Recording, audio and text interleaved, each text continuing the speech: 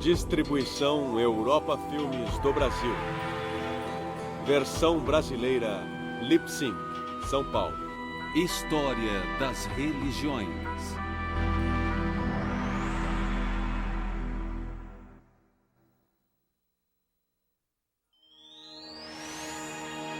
Religiões nativas da América.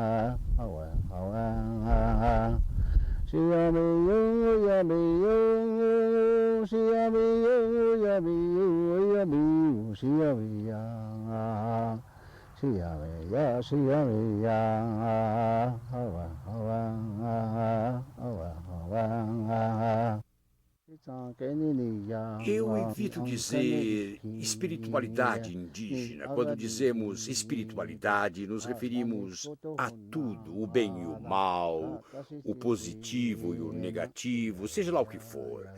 O espírito acolhe todas as coisas. Nós caminhamos pela estrada espiritual. Acontece que nós tínhamos conhecimento de um ser supremo bem antes da Bíblia e as igrejas chegarem até nós.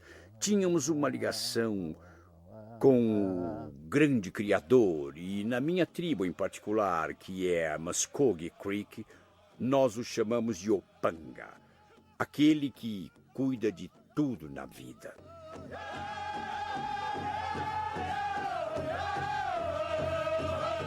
O nordeste da Sibéria há muito é uma terra desolada, onde caçadores, pescadores e colhedores lutavam para extrair sua subsistência da escassez. Há cerca de 30 ou 40 mil anos, alguns siberianos resolveram procurar uma vida mais próspera e atravessaram o congelado Estreito de Bering até o hemisfério ocidental. Aqueles que ficaram para trás tornaram-se os povos da Mongólia. Aqueles que imigraram tornaram-se os primeiros nativo-americanos. Um dia ele me perguntou: Paris, como seu povo chama o elefante? Então eu disse a ele: Yuakoma Pasnik, Deus de nariz comprido. Aí ele disse: como chamam o leão? Pata riscumbi, bicho de peito peludo. Aí ele disse: como chamam o tigre? Puxe Montana, gato selvagem. Aí ele disse: como chamam o macaco? Instinish. Uma delas me fez pensar e ele disse: sabe de uma coisa? Ele chamava de mamute. Acho que mastodonte era o outro nome que ele dava. Ele disse: neste lugar, há algum tempo, desenterraram os ossos. Encontraram os ossos dele em algum lugar, na escavação, e disseram que ele já estava morto há 10 mil anos. Quando ele morreu, quer dizer, ele já havia morrido há 10 mil anos. Se vocês têm um nome para ele... Ele disse: é porque vocês já estavam por aqui, já que o chamavam de Deus de nariz comprido. E ele deve ter existido por 10 mil anos antes de se tornar extinto. Então vocês devem estar por aqui há pelo menos 20 mil anos. Isso acabou iluminando minha mente. Foi interessante descobrir isso sobre nós, índios. Como outros povos que viviam no norte, os povos pré-mongóis tinham se adaptado bem a seu ambiente gélido e desértico. Junto a outros povos do norte da Ásia e da Europa, eles desenvolveram o que estudiosos chamam de cultura circumpolar. Essas culturas circumpolares compartilhavam crenças religiosas que supriam carências espirituais associadas à sua vida de privações. O mundo deles era miraculoso, cheio de espíritos sobrenaturais que controlavam uma realidade natural ameaçadora. Ao contrário da maioria das religiões europeias, a religião circumpolar era uma realidade vivenciada que ia além dos sentidos, com rituais e mitos narrativos próprios.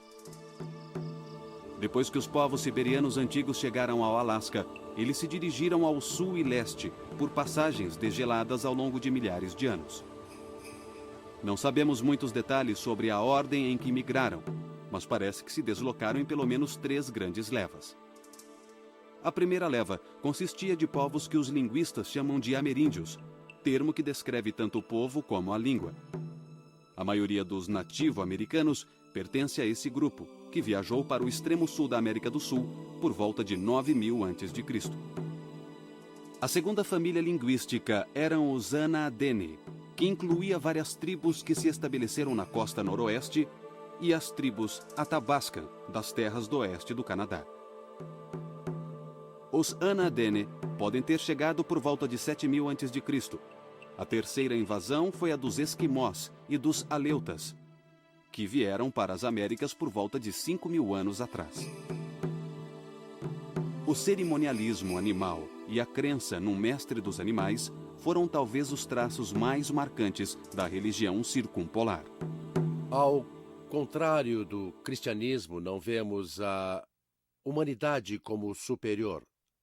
Não achamos que os humanos tenham sido tocados por uma divindade que assim os fez superiores a um veado, a um urso ou a qualquer outra coisa viva. Não achamos que os humanos tenham um lugar especial no ciclo da vida na Mãe Terra. Achamos que todos são iguais. Mas também havia cultos localizados, dedicados a um lugar sagrado. Outros cultos se dedicavam a um determinado conceito da ordem cósmica. E como em outros cultos indígenas ao redor do mundo, as culturas circumpolares acreditavam em curandeiros em transe ou xamãs.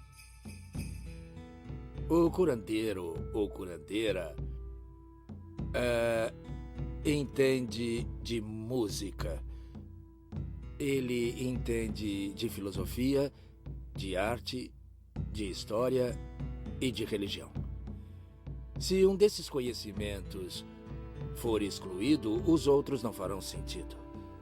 Os curandeiros eram bem mais comuns que curandeiras e acreditava-se que eles recebiam suas bênçãos de um ou de vários espíritos conhecidos por suas diversas capacidades sobrenaturais. Xamã é uma palavra tungúzia, que significa curandeiro inspirado. Ele é um visionário em transe, cujo papel é mediar as relações entre seu grupo social e os poderes sobrenaturais.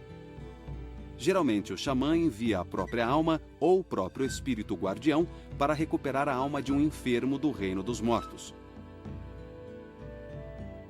O xamã usa suas técnicas espirituais para expulsar doenças que eles acreditam serem causadas por espíritos malignos. Na maioria das doenças e dos ferimentos, o xamã tentava expulsar o espírito maligno dançando freneticamente até entrar em transe, às vezes sacudindo o chamado cajado do demônio ao dançar. Uma dessas danças de cura mais interessantes incluía um boneco esculpido em forma de gente, por vezes vestido em pele de caribu. O boneco era animado. Acreditava-se que ele ganhava vida e corria solto enquanto as pessoas dormiam. Meu pai e meu avô, talvez 2 ou 4 gerações, vieram assim. Se você é criado por um curandeiro, teve o meu avô e teve o meu pai. Os dois eram curandeiros. A minha mãe e o meu avô queriam que eu fosse um curandeiro quando crescesse. Por isso falaram sobre isso, se reuniram e me escolheram. Pelo que o meu avô dizia, os curandeiros são pessoas muito especiais. Do contrário, qualquer um poderia ser curandeiro. Mas hoje é diferente, então você sabe disso. As canções que entoamos contam histórias. Algumas, aquela que eu cantei há pouco era uma oração, uma prece. Mas uma canção de fundo social é diferente. Por exemplo, um jovem com uns 10 anos de idade começa a sonhar sobre coisas que curam. Ele ouve cantos e conta para todos. Quando isso acontece, peço que ele não conte a ninguém, só a mim. Assim eu ensino, sabe? Eu dou conselhos a ele. Ele vai aprender vários cantos diferentes e o Deus vai dizer a ele que tipo de cantos ele deve entoar. Se for um canto de horror, ele diz. Se for de choro, ele diz, mas ele não pode contar a ninguém. Aí no futuro, dali uns 6 meses ou um ano, ele vai sonhar que pode sair pelo mundo cantando. E aí pode ficar com os cantos. Mas se sonhar com um canto e contar a alguém no dia seguinte, aquele sonho vai desaparecer e não volta mais. Os xamãs Athabascan compartilhavam muitos, mas não todos, os conceitos de outros povos circumpolares. Os Tanaina, por exemplo, acreditavam num deus superior que vivia na estrela polar e vagava pelo céu. Em tempos de penúria, os Tanainas levantavam o braço direito e faziam um apelo ao deus superior pedindo comida ou outras coisas. Eles acreditavam que na hora da morte, o sopro de vida da pessoa elevava-se ao céu e que a sombra de seu espírito ficava aqui por um tempo, antes de desaparecer nos subterrâneos da terra. Este conceito de 2 almas num só corpo era comum entre as tribos americanas e do norte da Eurásia. A religião algonquina, da região leste da América do Norte, tinha muitas características das religiões circumpolares do Ártico europeu e asiático. Em todas essas tradições religiosas, havia uma forte crença num deus superior, em deuses atmosféricos e nos mestres da caça. Tinham ideias semelhantes sobre a vida após a morte e a estrutura deste mundo. Os algonquinos acreditavam num poderoso ser supremo, cercado por deuses do trovão, normalmente representados por pássaros do trovão. Também havia deuses dos ventos. Os algonquinos cultuavam a Mãe Terra e tinham uma concepção clara de sua jornada ao mundo dos mortos. O totemismo surgiu na América em quase todos os grupos tribais que eram divididos em subdivisões ou clãs. Cada clã tinha seu próprio símbolo ou guardião animal, como o veado.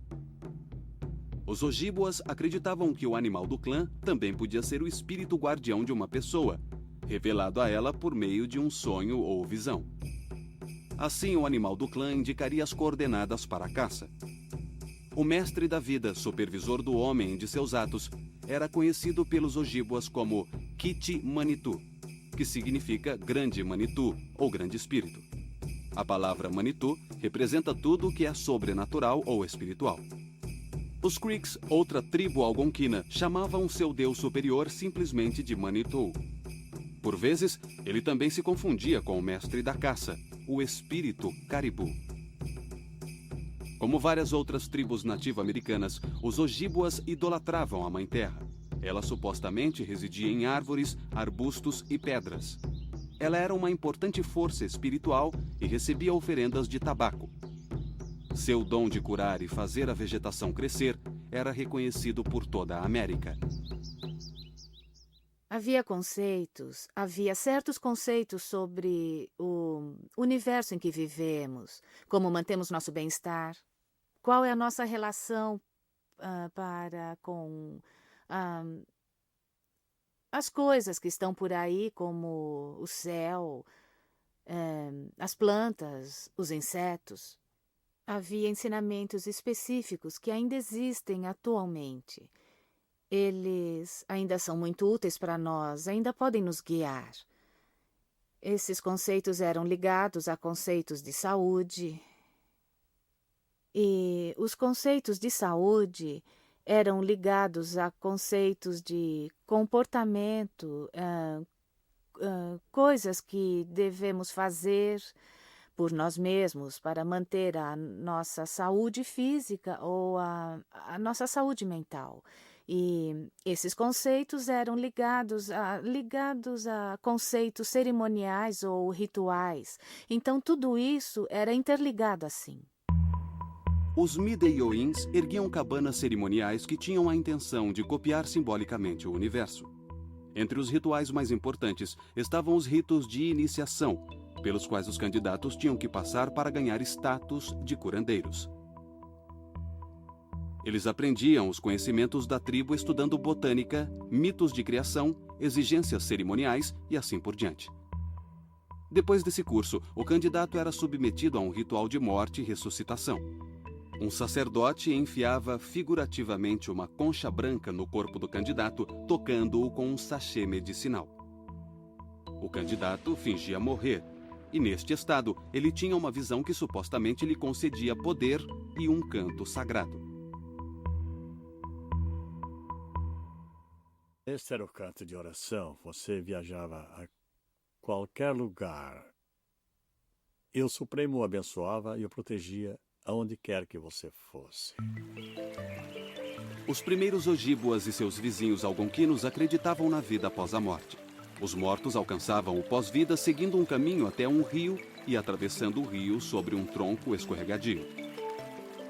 À medida que o cristianismo influenciava seus conceitos, os nativo-americanos passaram a crer não só num paraíso para os bons, mas também num inferno para os maus. Muitas crenças e práticas religiosas nativo-americanas se originaram das culturas de caça da Ásia circumpolar. Mas as culturas de pesca da Ásia circumpolar também definiram a vida no Novo Mundo, principalmente ao longo da costa do Pacífico Norte. Vemos a influência das culturas de pesca mais claramente na especializada cultura áfrica dos esquimós e também nas culturas nativas na costa do noroeste do Pacífico. A cultura esquimó se desenvolveu como uma resposta ao frio do norte. O transporte de longa distância era feito por caiaques e umiaques, um barco grande utilizado por mulheres. Os esquimós caçavam com arpões e viviam em iglus. Sua religião é cheia de melancolia. Ela reflete o poder natural devastador do Ártico, onde o meio ambiente é trapaceiro, caprichoso, avassalador e frequentemente perigoso. Mas nem a natureza nem a religião afetaram sua aparência alegre. Quando pescadores esquimós praticavam crimes contra animais ou violavam outros tabus, os animais marinhos supostamente ficavam impuros, sentiam dores e desapareciam. Por extensão, a deusa Setna, cujos dedos seriam os animais marinhos, supostamente também se tornaria impura e sentiria dores. Com o desaparecimento do suprimento de comida, os esquimós seriam ameaçados pela fome. Então o xamã mandava sua alma até o fundo do mar para limpar a sujeira dos cabelos de Setna. Na verdade, vários povos circumpolares diferenciavam entre os animais terrestres e os marinhos e também entre os seres sobrenaturais que os protegiam. No Alasca, a baleia era considerada um ser sagrado. Este enorme mamífero marinho era reverenciado com um culto próprio. Os caçadores de baleia tinham que ter a visão de uma baleia, na qual recebiam cantos para entoar durante as expedições de caça. Viajando para o leste, saindo da costa noroeste da América, chegamos ao Grande Planalto, na face ocidental das Montanhas Rochosas. Aqui, a cultura da pesca se fundiu às culturas da caça e da coleta de sementes. Nesta cultura combinada, havia dois rituais interessantes. O primeiro era a cerimônia do salmão, e o segundo era a busca da visão que daria o poder. Era um rito da puberdade, executado tipicamente por rapazes a fim de iniciar sua comunicação com o mundo espiritual. Às vezes, os rituais de busca da visão duravam anos. Uma versão especialmente intensa podia incluir visões induzidas por jejum, oração e outros meios. Estes e outros rituais semelhantes persistiam até que o rapaz sonhasse com algum animal ou pássaro. Este animal ou pássaro seria designado a ele como seu espírito guardião, a quem ele poderia orar. Então o rapaz pintava o rosto com desenhos que simbolizavam o espírito guardião visto no sonho. Guardava-se parte da pele do animal guardião num saco, feito com a pele de outro animal guardião. A busca da visão não... O espírito, na verdade, já estava presente. Eles tomam consciência dele na busca da visão. Eles tomam consciência de que certas forças estão por perto. Não é necessariamente procurar uma aparição como um fantasma ou um espírito.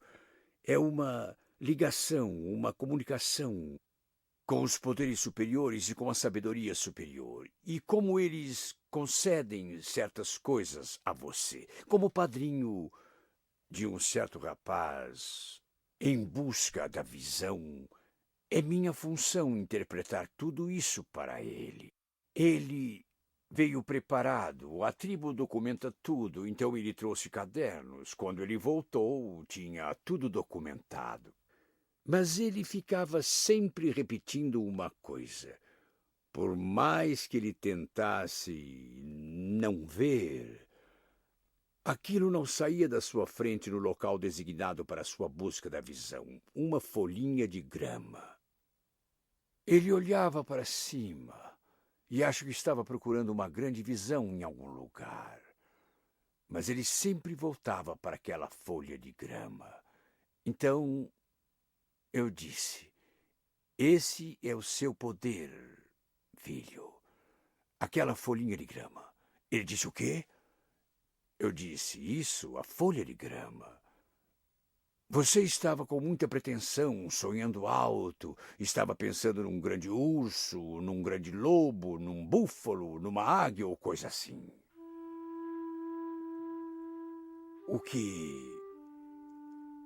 que os espíritos estão dizendo é que você tem a tendência de se achar extremamente importante. Por causa disso, você esperava que grandes coisas acontecessem.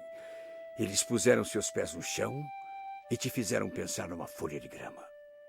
De maneira que o que você encontre para fazer na vida, talvez você ache que uma porta se fecha bem na sua cara para seus propósitos. Mas depois que essa situação em particular passa, você continua em pé. Aí você tenta de novo, talvez ainda não estivesse preparado. Mas você aceita e continua tentando. A capacidade de continuar em pé, de se manter em pé apesar de todos os contratempos, quaisquer que eles sejam, você vai aceitar. Fazer uma oferenda e agradecer à Mãe Terra. Há várias semelhanças entre as religiões encontradas pelas Américas do Norte e do Sul. Embora a cultura nativo-americana tenha evoluído através dos milênios, muitas características das primeiras religiões de caça sobreviveram. Definir se esses povos desenvolveram sua sociedade agrícola com ou sem a influência do Velho Mundo é uma questão controversa. Houve várias oportunidades para o livre desenvolvimento da agricultura na América. Alguns teóricos dizem que as mulheres nativo-americanas, tipicamente responsáveis por coletar sementes, ervas, nozes e bulbos, descobriram como dispor suas plantas numa horta próxima. As mulheres contribuíram com a história econômica plantando maize, ou seja, milho, na América do Norte, na América Central e nos Andes da América do Sul. As sociedades agrícolas, tanto no Velho Mundo quanto no Novo Mundo, aumentaram o valor das plantações dentro de suas crenças religiosas. Tornou-se comum atribuir características humanas a plantações ou a animais, uma prática conhecida como antropomorfismo. Assim como as culturas de caça faziam ritos e banquetes para dar graças e celebrar uma boa caça, os agricultores também passaram a praticar ritos de fertilidade. Plantar, germinar, semear e colher tornaram-se ocasiões para a celebração e idolatria. As sociedades agrícolas geralmente organizavam o calendário de festas em torno do ciclo de plantação. Esse calendário, por vezes, se tornava tão cheio de festas que o ano inteiro era repleto de cerimônias religiosas festivas. A vida religiosa nativa americana em geral se caracterizava por seu cerimonialismo, no qual até um único passo assumia importância simbólica.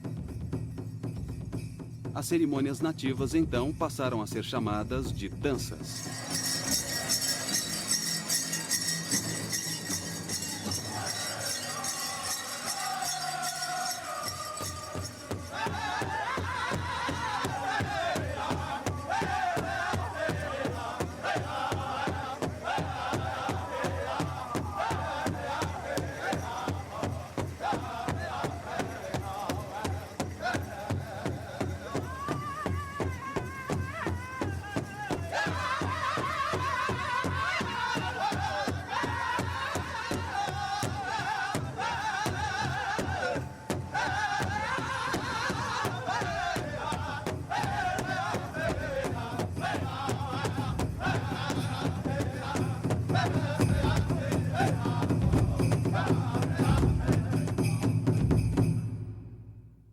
Os nativos norte-americanos, conhecidos como iroqueses, formavam uma confederação com as tribos líderes da região nordeste da América do Norte. Eles viviam ao sul e ao leste do Lago Ontário, não muito longe dos Algonquinos. Esta área agora é o estado de Nova York. Os iroqueses eram uma congregação das chamadas 5 Nações. As tribos Mohawk, Oneida, Onondaga, Cayuga e Seneca. Todas essas tribos eram especialistas em guerra e em organizações políticas pacíficas. Por viverem numa área repleta de árvores de madeira de lei, construíram casas e paliçadas cercadas por terras de cultivo. Os homens pescavam, caçavam pássaros e matavam veados.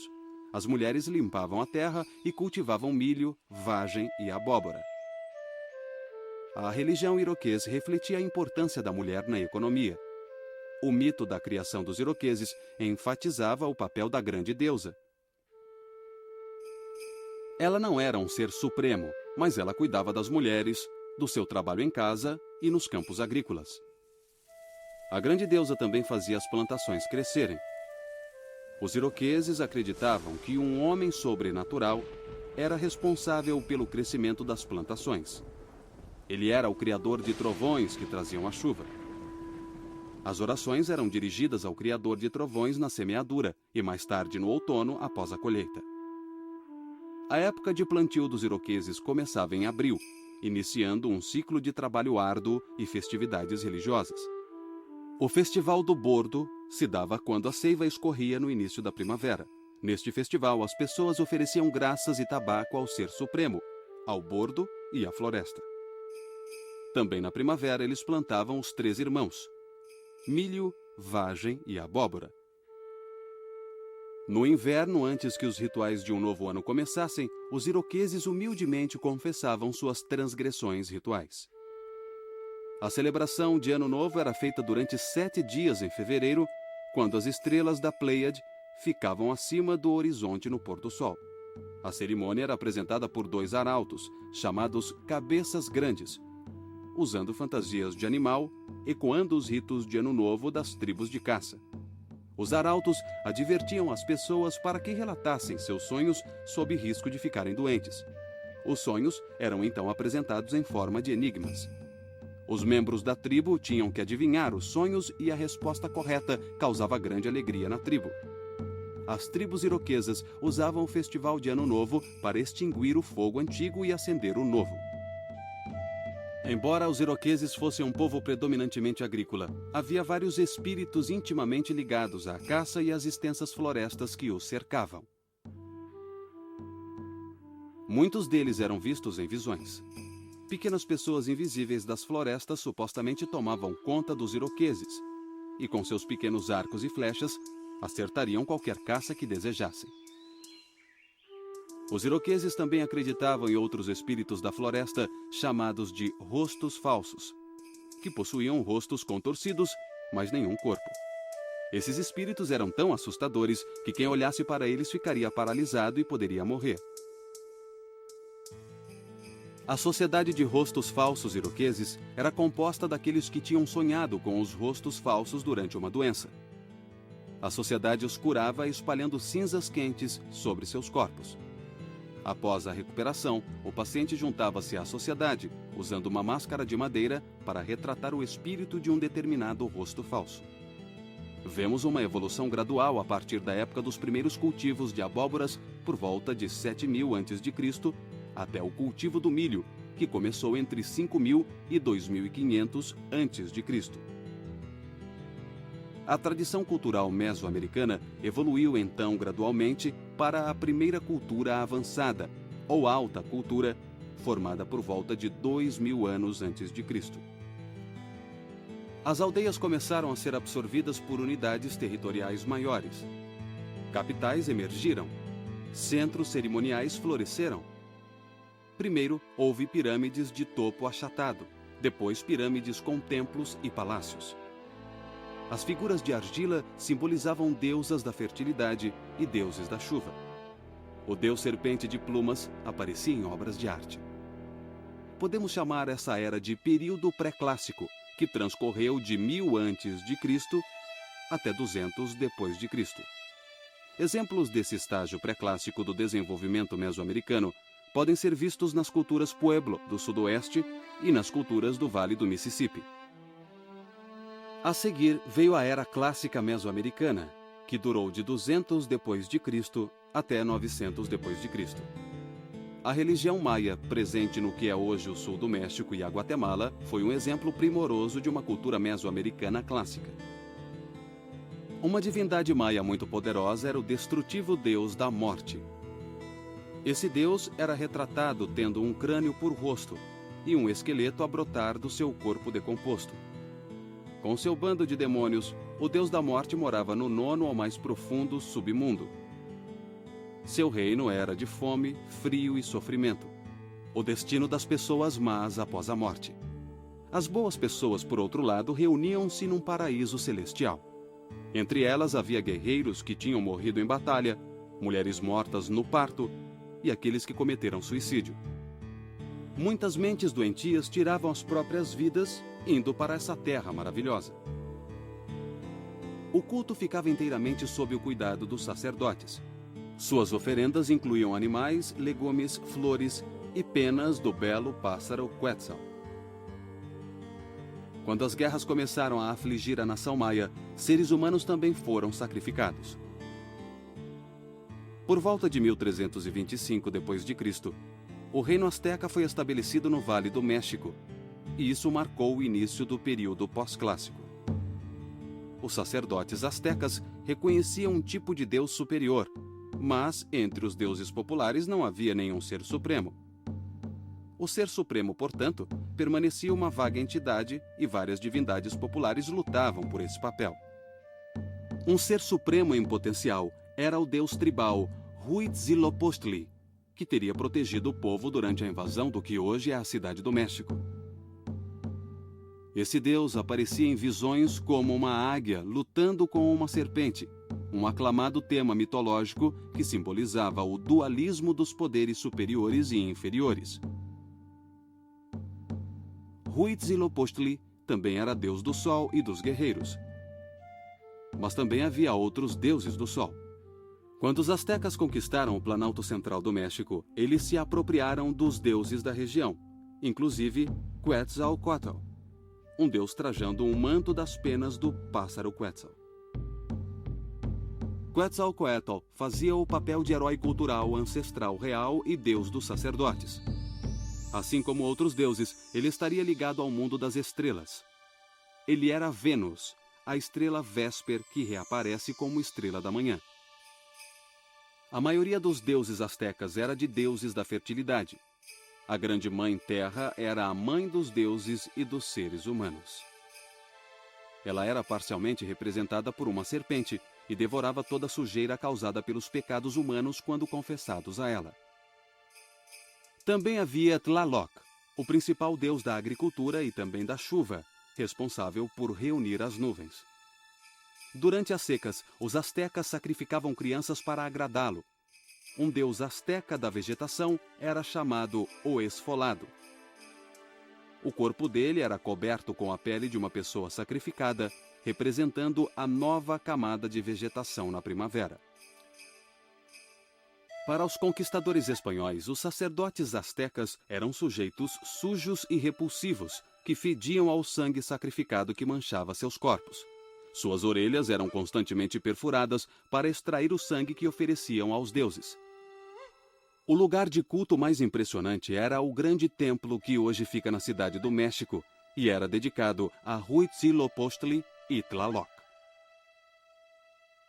Durante a inauguração do grande templo em 1487, foram sacrificados nada menos que 20.000 prisioneiros de guerra.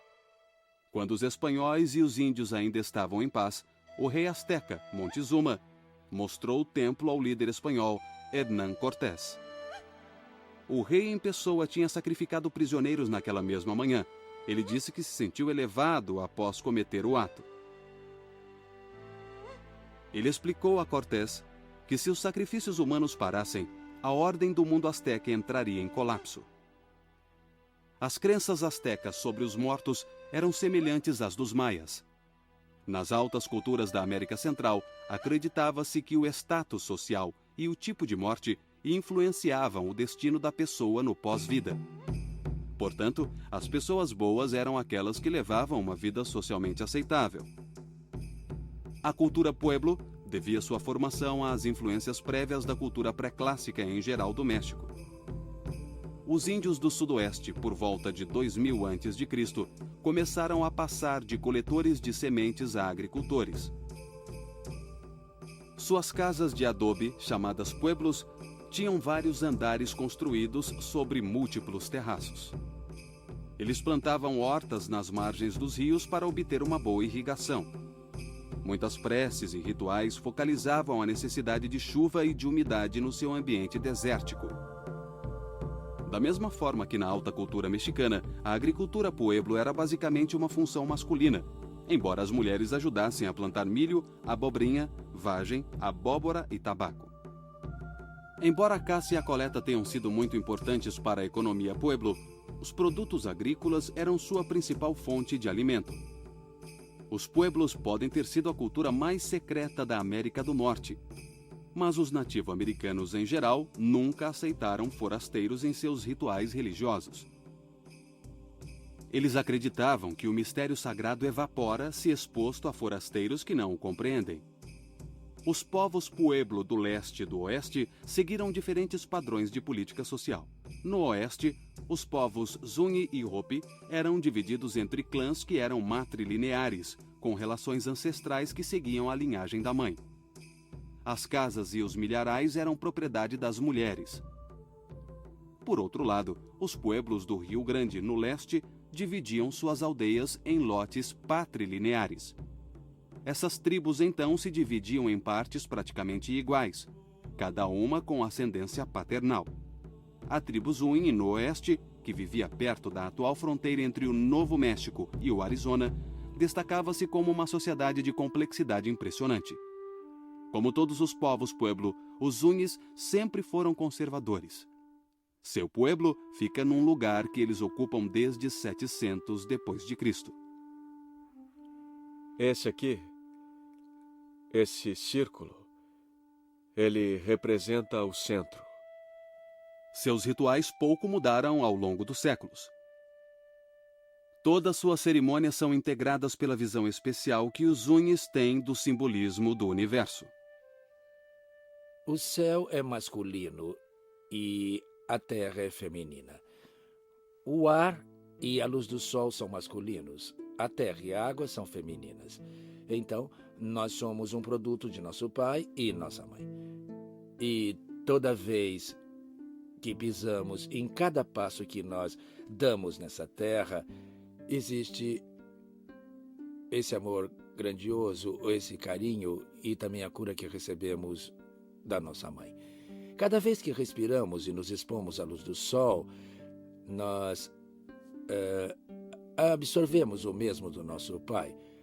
Portanto, é assim que vivemos aqui nessa terra.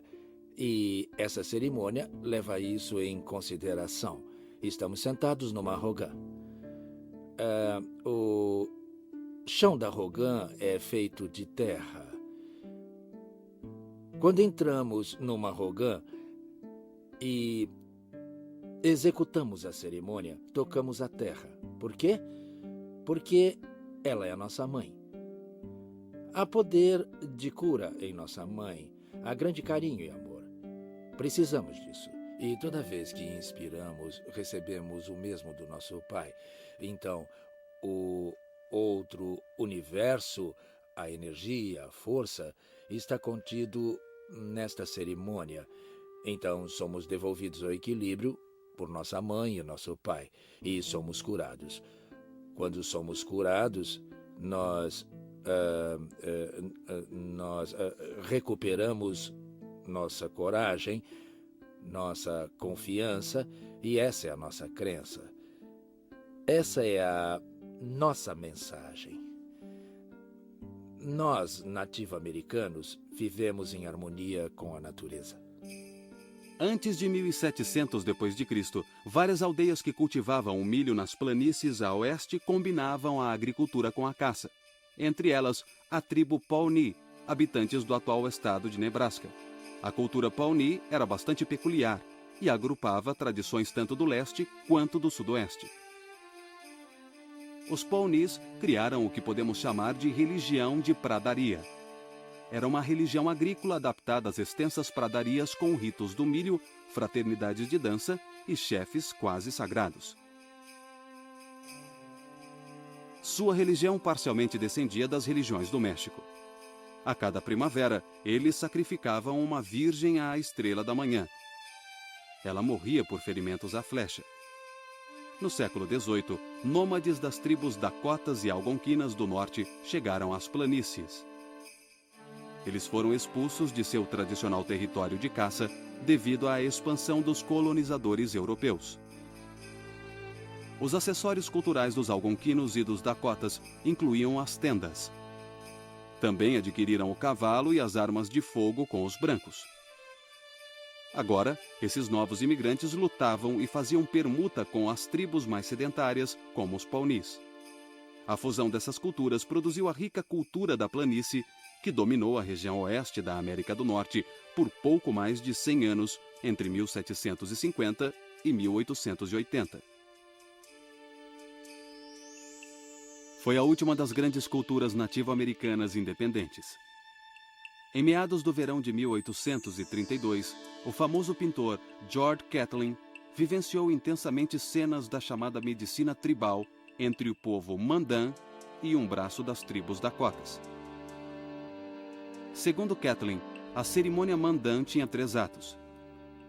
Primeiro havia um ritual que celebrava o desaparecimento da grande inundação, que para os Mandans era o começo da existência humana. Depois, a dança do touro, para pedir búfalos para a caça. E por fim, os jovens da tribo eram convidados a se tornar homens e guerreiros. Catlin descreveu como os adolescentes Mandans se fortaleciam pela tortura no quarto e último dia do rito, quando já estavam enfraquecidos por falta de comida, bebida e sono. Em 4 dias de dança do sol, aprendíamos que você está ali para se sacrificar, para ter entendimento sobre o ciclo da vida.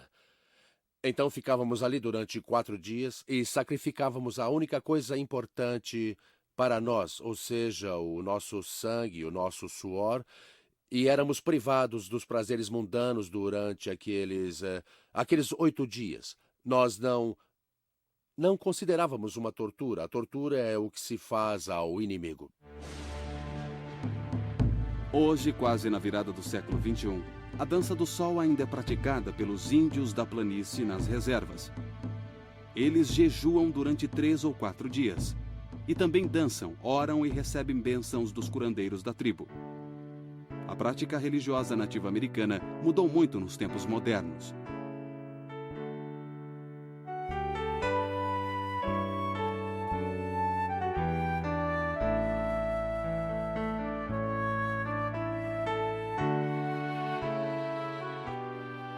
Enquanto vários membros das antigas tradições nativas assimilaram a cultura à sua volta, os restantes lutam para preservar as coisas que davam sentido a muitas gerações de ancestrais.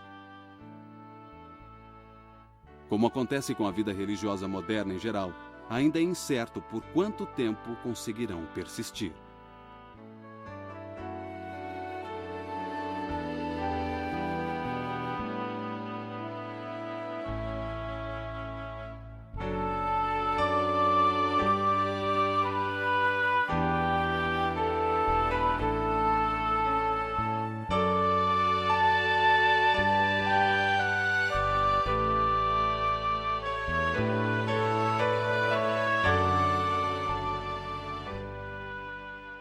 O mundo precisa respeitar a filosofia dos povos naturais, seja dos índios, africanos, asiáticos ou dos europeus.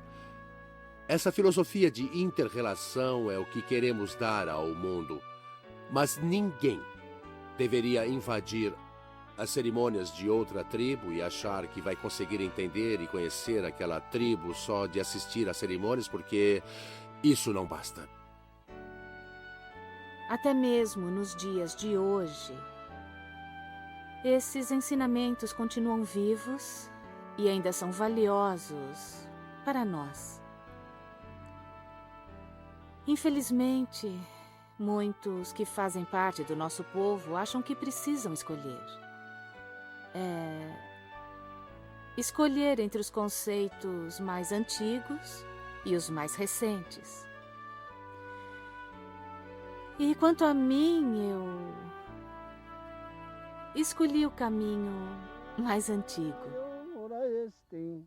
Ona